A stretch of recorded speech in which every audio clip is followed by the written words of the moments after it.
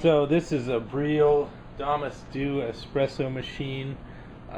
Pretty much all knobs for the controls. So our only affordance here when we turn it on is the first position on the left is power. The red light indicates it's warming up. It also has a built-in tamp right there under the machine.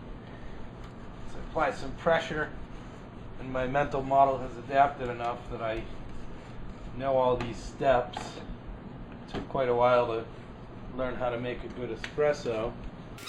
Red light's power on, this green one means it's ready. And this is how much you want in the cup. So if we turn this one step further,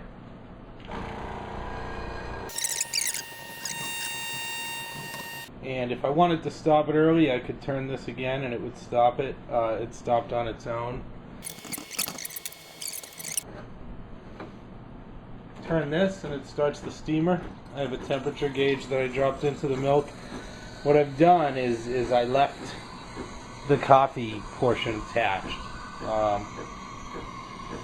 And what happens with this machine is as I use the milk steamer, the pressure in the coffee compartment continues to build.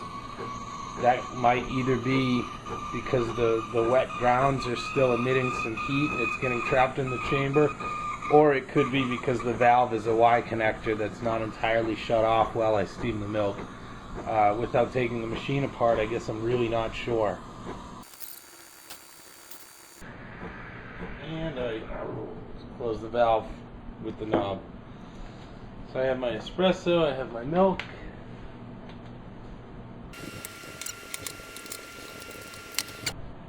We have a nice latte.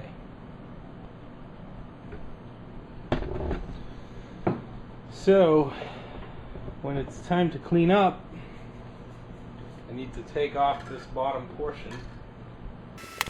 And I do that by grabbing it and turning it left.